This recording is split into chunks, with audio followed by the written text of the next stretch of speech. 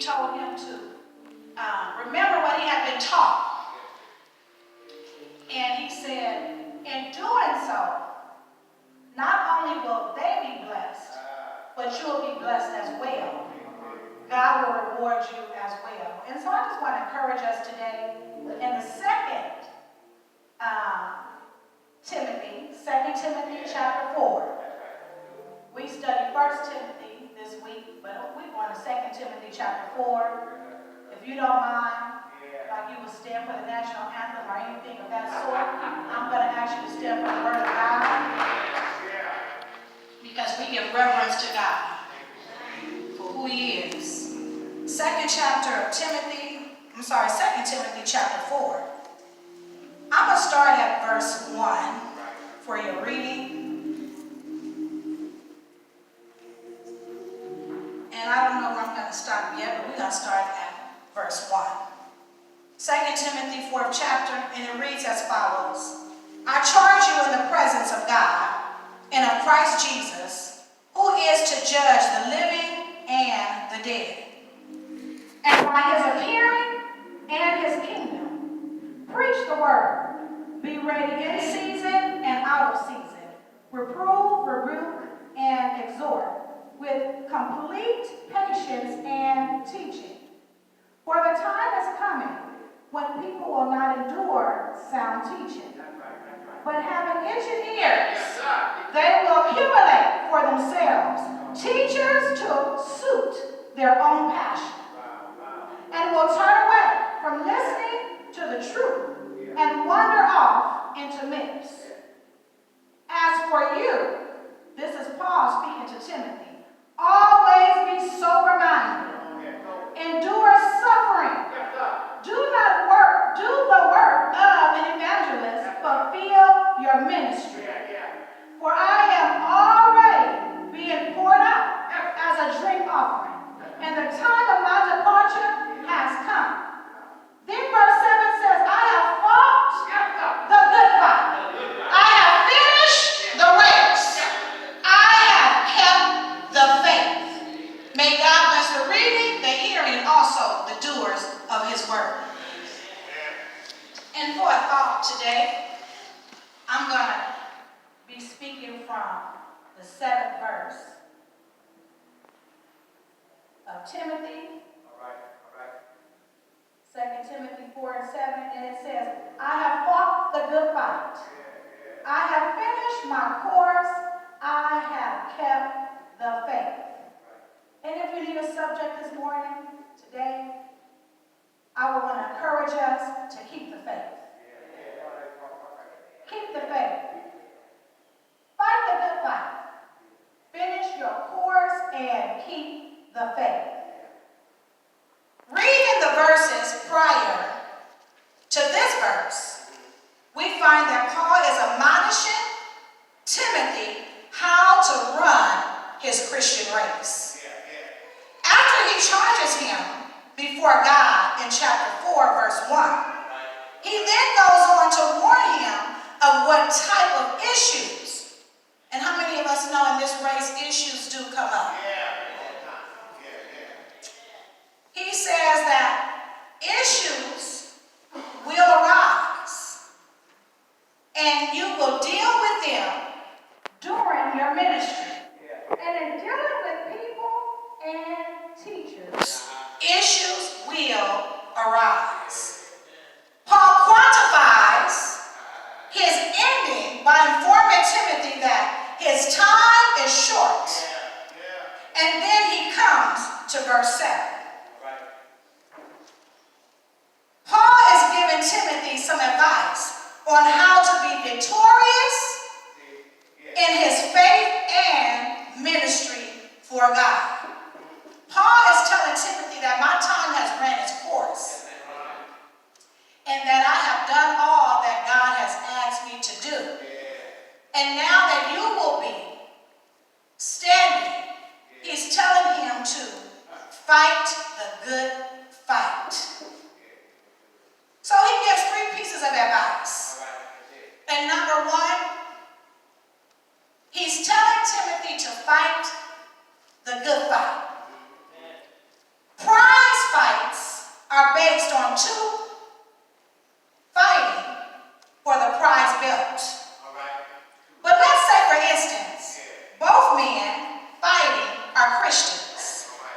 Both believe in God.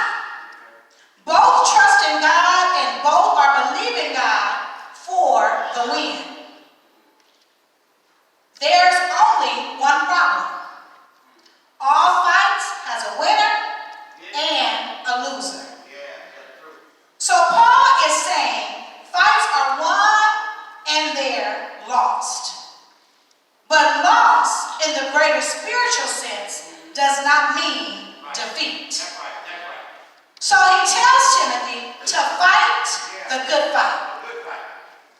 What is fighting the good fight? I'm glad you asked. We're talking about Christians, believers. Number one, no hitting below the belt. Number two, if you get knocked down, get back up. For we all fall, but we got to get back up. Number three, stay in the fight till the end. Don't give up. Weeping may endure for a night, but joy comes in the morning.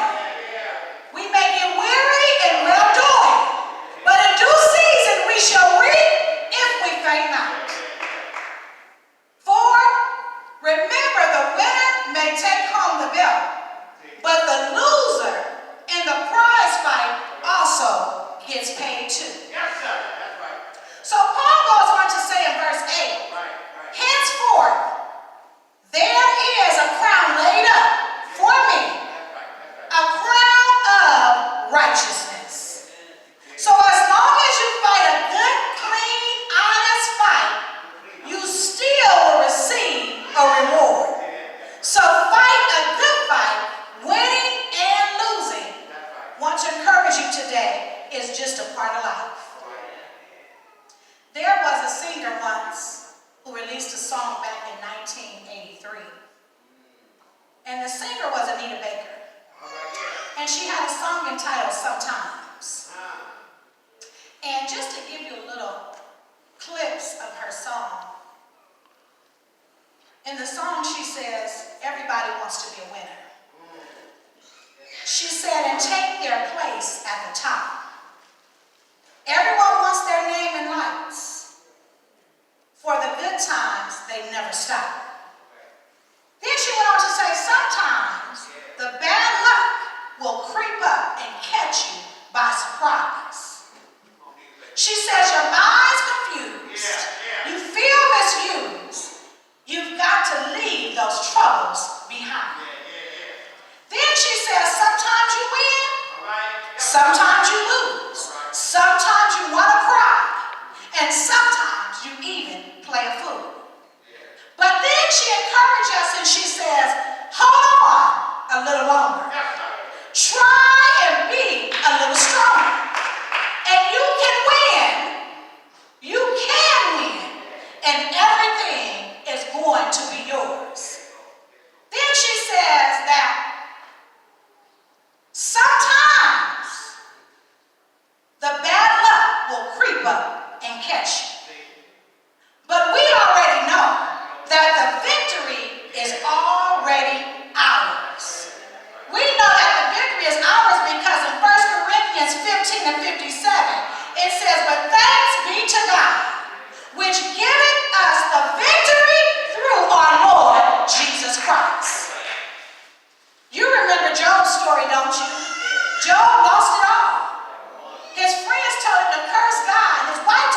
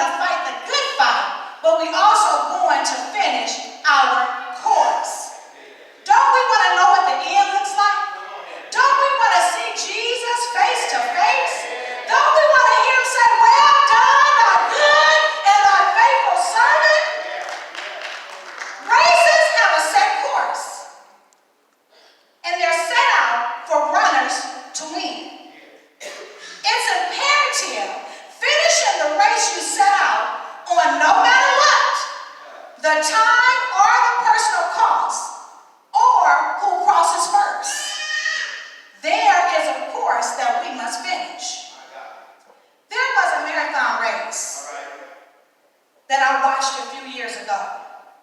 The race was run from Crenshaw to Hollywood Boulevard and to King and Figueroa. As the front runners start coming in, the cameras were there to document the first runner coming across the finish line at King and Figueroa. Approximately 2 hours after the race began, clearly there was a lot of hype. The woman had run the marathon race in 2 hours, broke a record, and cheers and elation was in order. Within the next 3 hours, all of the 300 runners in the marathon had crossed the finish line at Figueroa, but one. There was one who had not come in yet. Something interesting happened. The focus changed from those who crossed the finish line to this last woman who was not there yet. 3 hours later, then the first runner would stay in the race. What for? Why keep running now? So the cameras found her on Arlington Boulevard by herself. A few people on the sidelines cheering her on. The woman will walk a little, then she'll fall.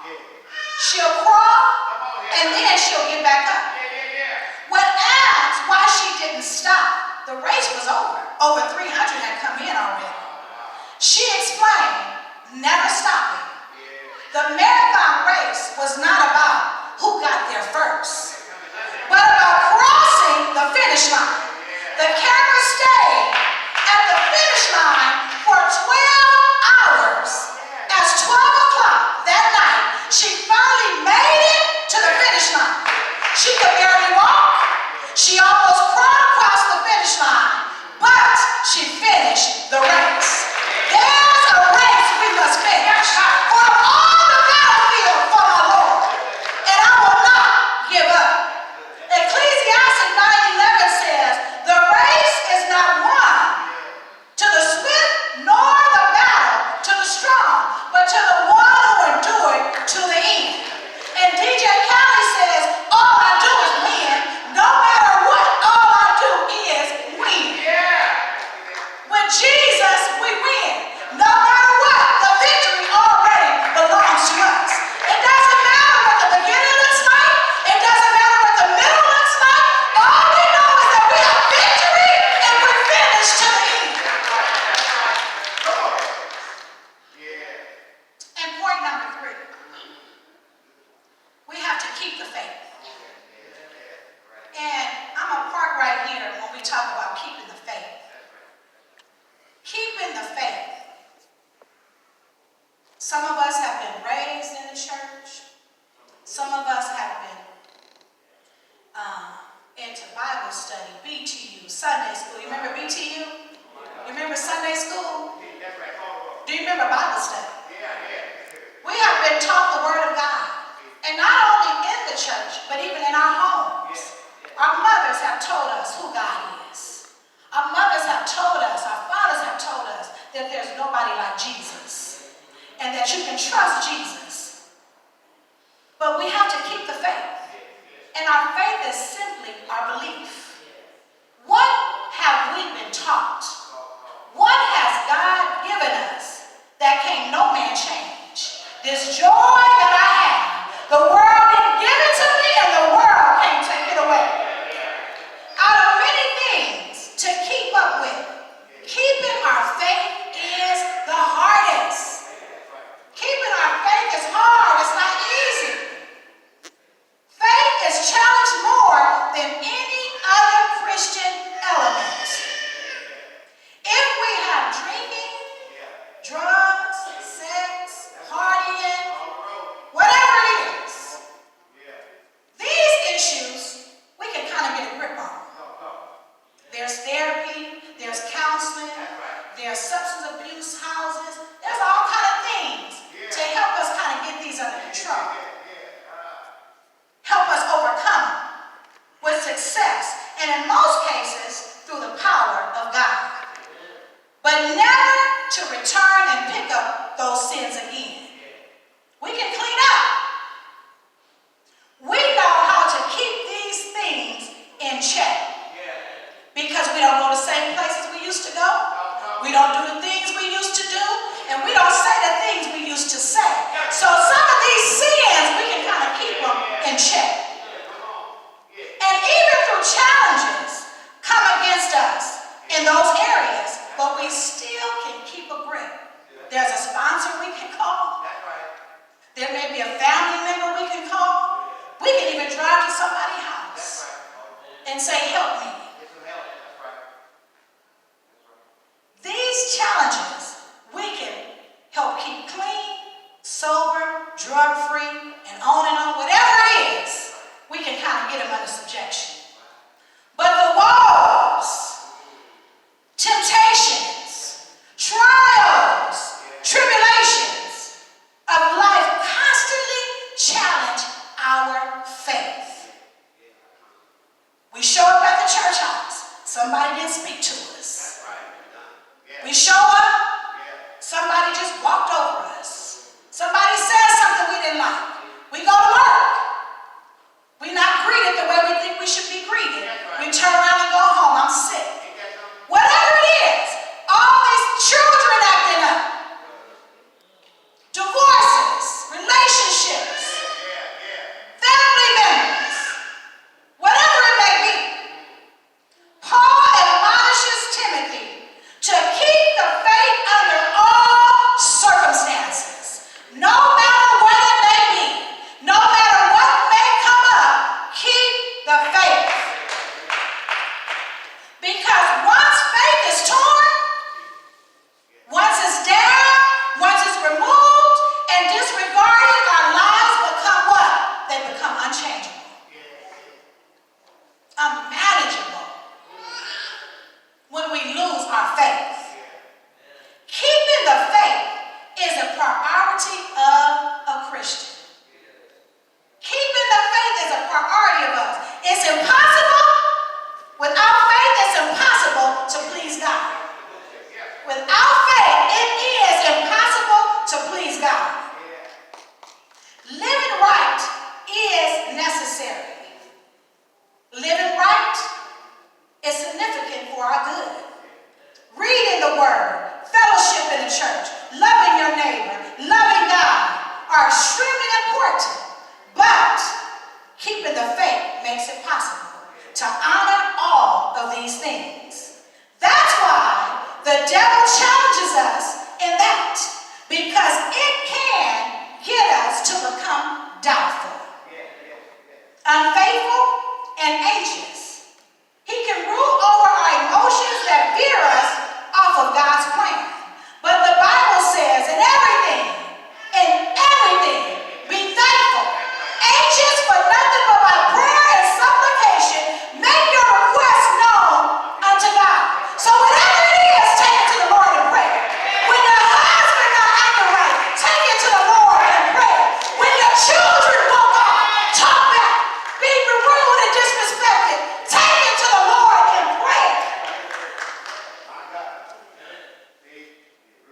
However, in the book of Philippians, I want to encourage us today to make our requests known unto God.